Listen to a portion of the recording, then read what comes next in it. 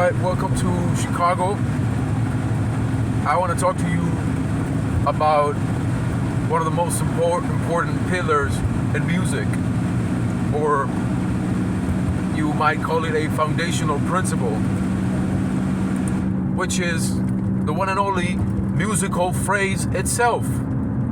The musical phrase is a foundation in music.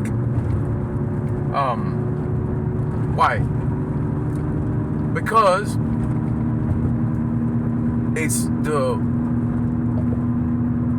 essential tool for a musician to communicate with other musicians, even more so to convey a musical idea to the audience. And so I think it is important at this point for me to talk and share a few reflections with you about what actually determines, or what the requisites are in order for a musical phrase to exist. And this is something that I've been meditating on for a long time. Now, as I always like to break down complexity into simplicity, or articulate it through simple ideas or concepts, I came to realize that there is a fundamental prerequisite or principle that, in a sense, distinguishes a phrase, or that allows a phrase to exist.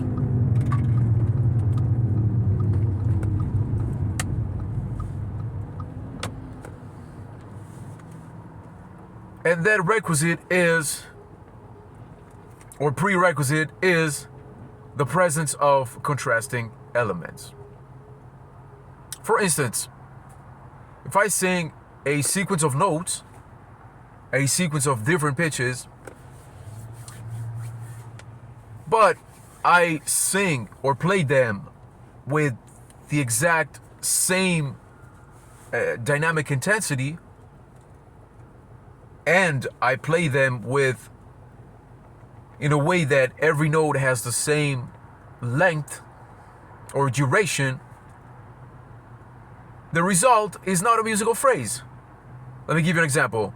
Do da di do da do da di. That is not a musical phrase. In other words, in order for a musical phrase to subsist or to exist, there have to be some kind of contrasting elements inside of it. And now, at this point, we can start discussing what the pairs of opposites are. Pair of opposite is a pair of two things that create a contrast. For instance, short, long. So the constant principle that is key to transform mere notes thrown in the air into a musical phrase or a musical statement, this vital principle is the presence of contrasting elements.